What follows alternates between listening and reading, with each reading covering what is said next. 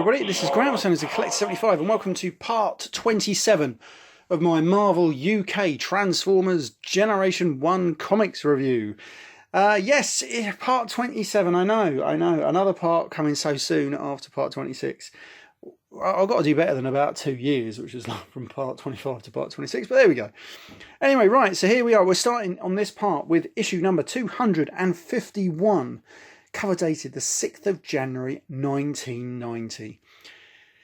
90s were a funny year, decade for Transformers really, because obviously we saw the end of Generation 1. And then we saw the dodgy bits of G2, then full on G2. And that didn't last long, unfortunately. And then we had the end of the decade was okay because we got the Beast Wars and everything, and that reinvigorated the line. So say what you want about Beast Wars, and if it hadn't been for Beast Wars, you probably wouldn't have got anything after Generation 2. So there we go. Or if you had, it would certainly be a lot different to how it looks today. Which is a bit weird, wouldn't it? It'd be kind of cool to see that. But there we go. Anyway, I'm digressing there. Right, so anyway, so we're starting here with issue number 251. And in a welcome break from the norm, Simon Furman tried to give us a multi-part story. He was trying his best with all the constraints that he had. And so we're starting here with a story from the future again, which we hadn't seen since Time Wars, I believe. Let's have a look. Here we go. Future releases. As it settles on the broken Christmas toys get swept under the bin. You've still got the turkey left. Blah, blah, blah. Just some new things coming out, really, there. Nothing too much. Let's have a look. Here we are. We're back with Skin Deep, with Starscream attacking everybody. Then suddenly he gets attacked himself, and then he comes back to his old self. Oh, no, don't fire. I surrender, he's saying, and pleads for Scorponok to take him back. And then once Megatron finds out that he's done that to him, he says, that's it, Ratchet, you're dead.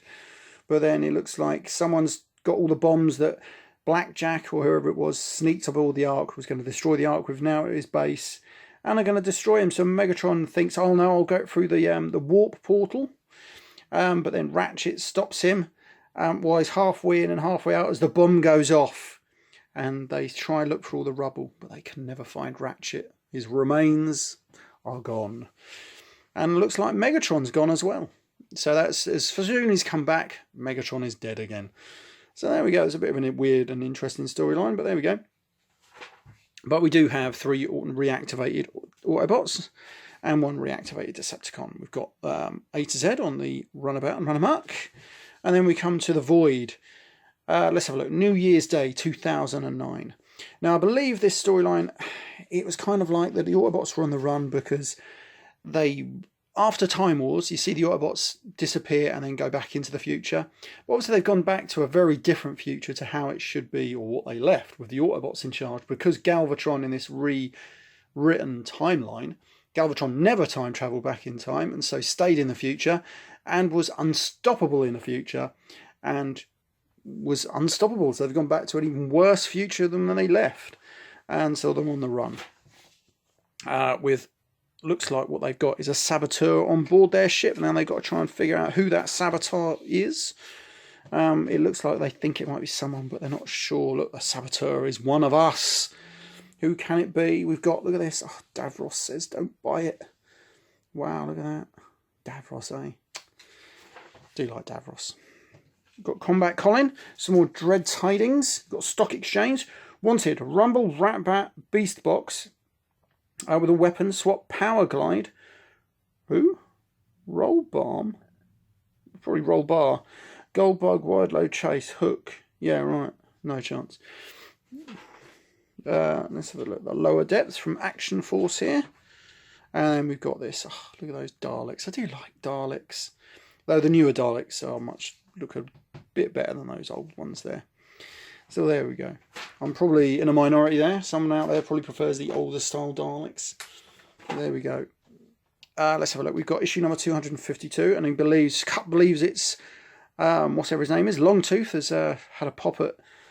Oh, can't remember. Names escape me today. Rodimus Prime. And here we have Yesterday's Heroes. Now this is where Furman really does get into his own swing with Yesterday's Heroes. Pardon me. And I think he's lamenting over the death of Ratchet and all the other fallen Autobots. And he says, that's it, time to end this war. And so he basically tells the classic Pretenders to go on a run and try and end the Decepticons' stranglehold on Cybertron or something like that. And so they do that. But also at the same time, the Decepticon High Command know what they're doing, and so they get their Decepticon Mayhem Attack Squad to basically take out these 3 new reinvigorated Autobots because they're leading a charge against them. And they do that, but then eventually, yeah, something happens, but obviously not in this part.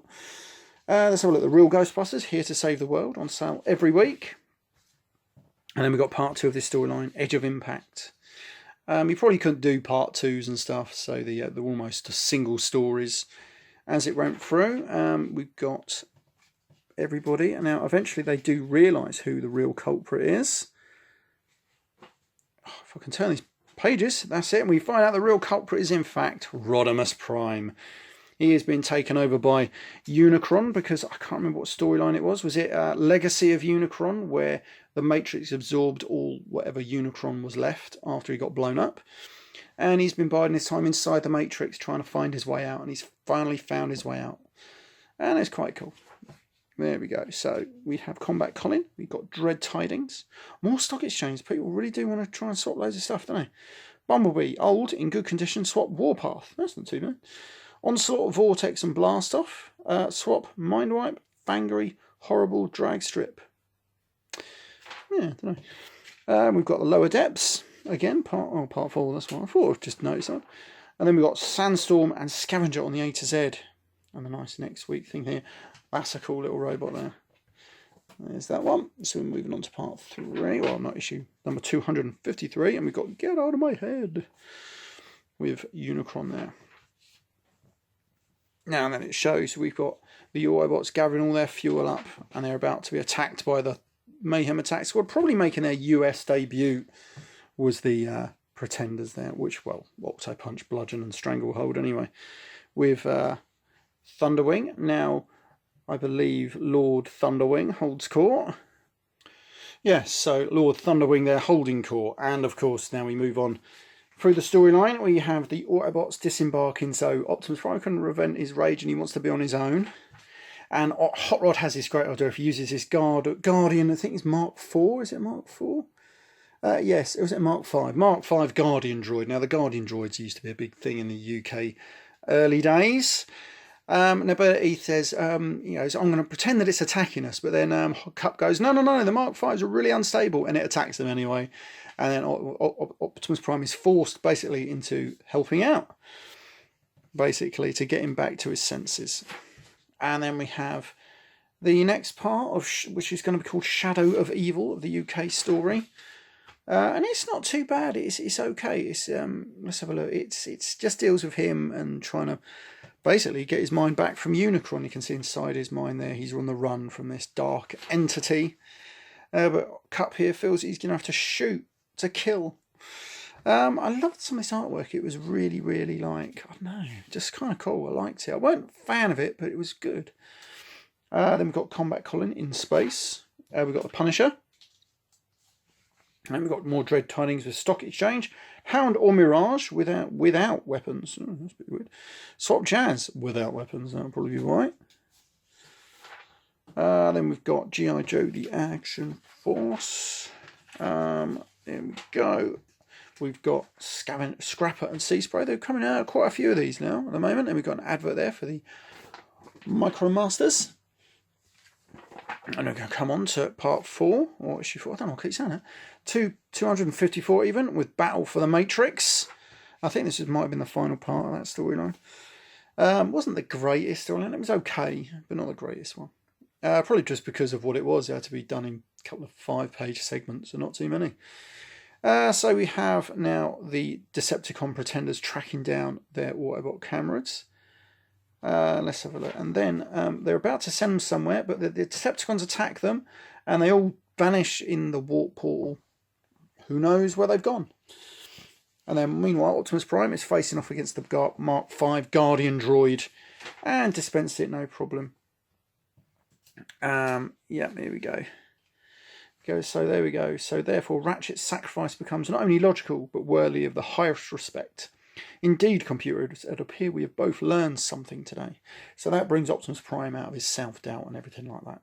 Meanwhile, we find out where the classic hero pretenders have been transported to, along with the Decepticon pretenders.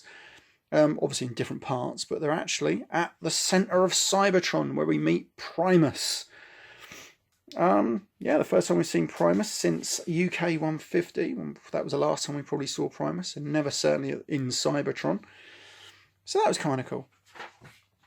Simon Furman really getting into his stride now with the American one, especially in the next issue, where we just have lots of action and big thrills and everything like that. That's kind of cool. But we get this story here with Whitefire, with Rodimus Prime trying to break free of Unicron's grip.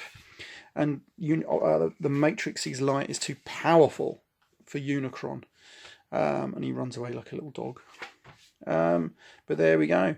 Eventually I'll have to go back into the Matrix to face him again and destroy him for good. But next time, he'll be ready for me. And it shows that fight isn't over. Don't think it ever got expanded upon, to be honest. Not really. I think it did maybe in the fandom of Beast Wars, I think. I'm not totally sure, because obviously, I think, is it, oh God, I can't remember what their names are. The Tripredacus Council were spawns of Unicrons, so maybe it tainted certain sparks into doing his bidding, sort of thing, something like that. Anyway, we've got more Dread Tidings, loads of stock exchanges. Let's have a look. Wanted Blaster and Frenzy, Swap Twin Twist, and Topspin. What? That sounds like a good deal to me. Transit again, bloody hell, this is the storyline been going on for. There we go. We're the last. Oh, I'm not even going to say it. There we go. So anyway, so we've got Prowl and then another reprint coming up. So we have a new UK story. Oh wow, that storyline did leave you on a big cliffhanger with Primus there, didn't it? Because now we've got the UK story and some reprints. So we've got Perchance to Dream. Now, if you ever wondered where those Transformers with the gold boxes like the classic heroes come from, this is them, I think. Is it them? I think so. So anyway, so we get the reprint Worlds Apart back from issue 131, give or take. So we're not going to dwell too much on that storyline. Got some Dread Tidings, some more stock exchange there. Wanted Ravage and Laserbeak, swap top spin. Maybe. And then we got Perchance to Dream now. These were all dreams of certain Transformers laying dormant on the Ark, deactivated. And so we have a little storyline featuring them and their sort of psychological makeup kind of thing. And then we get someone watching who says, you'll do nicely. Basically, and then we move on to the next one. And then we've got more Combat Colony in Space versus Pyramid Head. And then we've got Here to Save the World, more Real Ghostbusters, and of course G.I. Joe, the Action Force. And then next issue with Ironhide and Perchance to Dream. Here we go with issue 256. With Ironhide taking down some terrorists, as you do. So there we go, we've got the transformation page, more classic Transformers. What? No A to Z. You did notice the distinct lack of A to Z over the last couple of issues. Well, there's been lots. But it will return. Will it? I don't know if they ever finished that. We've got this reprint story from 131 still. I did like those old storylines back when Transformers UK was really good. And so here we are with Ironhide. I'm not quite sure the storyline. Like I said, he takes down some sort of terrorist, I think. And obviously, whoever the Watcher is, he likes his go-get-em attitude or something like that. He goes, there we go, so you'll do nicely. And then more Combat Colony in Space, some more Dread Tidings, and even more stock exchange. Wanted, Shockwave, Soundwave, Ravage, Kickback, Bombshell, Swap, Grapple, Jetfire, Sea-Watch, Buzzsaw, Doublehead. Oh, I don't know, Jetfire's quite a big one. And then we've got next week and everything like that. And there we go, the advert over there for the classic Pretenders. And then we move on to issue number 257 with Sunstreaker. If I can open up the page. Now this is a reprint from issue 132. Or was it 131? I can't remember which one it was. There we go. So still to come. There we go. Because obviously we didn't know who was all the Autobots that were going to be in it at the time. So we got that reprint there. Now we've got more Dread Tidings. No stock exchange. Wow. So Perchance to Dream. It basically, I can't remember the storyline on this one. I haven't read these for so long. But there we go. It basically is saying that he loves his looks more than everything. Welcome to the team, Sunstreaker. And more Combat Colin. And of course, Transit Part 4. Oh, why not just done, just like being Groundhog Day, I think, with that one. Let's have a look. Next issue. Alright, put those over there. Make some room. There we go, number 258. What are these stickers? My son's stuck all over this blooming table. Right, so here we go. With Wheeljack. I wonder who. Nice little mystery for Wheeljack there. So here we go. Free gifts and competitions. More Furman and Senior Productions. The long wait is nearly over, as next week we'll bring you the first part of Primal Scream, the latest US production by those two stalwart Brits, Simon Furman and Jeff Senior. And that's only the beginning. After that, there's the Ultimate Transformers epic, Matrix Quest. That's pretty good. So anyway, so we still got these reprints here. And then we've got more black and white Perchance to Dream Part 4, Wheeljack. I can't really remember the one. I think Ravage is trying to do something or whether, and Wheeljack tracks him down, takes him down and what have you. Oh, that was it. Ravage wanted him back or something, so Wheeljack decides that maybe it's worth giving him back to the Decepticons to get something in return, but I don't think he does in the end. But that's his shame. And now whoever the Watcher is realises that he can use that shame to turn him to his side or something. But what he doesn't realise is that his thing that is using him to tap into their dreams, he knows of my shame, but now he's made a mistake. I function. The thing that has been watching them is actually going to wake them up. So that's quite an interesting take on the storyline there. Then we got Dread Tidings. No, Return of the Stock Exchange. Wanted Ratchet Ironhide. Blah, blah, blah, blah, blah. Wanted plus Jazz. Swap Mind Wipe. Fangery Horrible. Yeah, maybe. Not too bad. Then we've got Going Under. Wow, not bloody that other one. Transit. Next issue. That's good. A couple more issues to go here. And then we've got issue number 259 with Battle of the Giants. And now this is... Who is this one? This is... Silverbolt, that's right. And now we've got Primal Scream, which for the first time in the US continuity, we're going to be given the origin of the Transformers, according to Simon Furman anyway. And it just goes basically another retelling of the origin, back with Primus in his energy form leading Unicron into the, whatever you want to call it, somewhere in the mind, if you know what I mean. And then rematerializes in the real world into vast bits of space junk. And over the millennia, Primus manages to turn his prison into a planet, while Unicron does the same and turns it into that big body that he has. Pardon me. Anyway, then we go for Perchance to Dream, Part 5, with Superion. Actually, no, it's Silverbolt.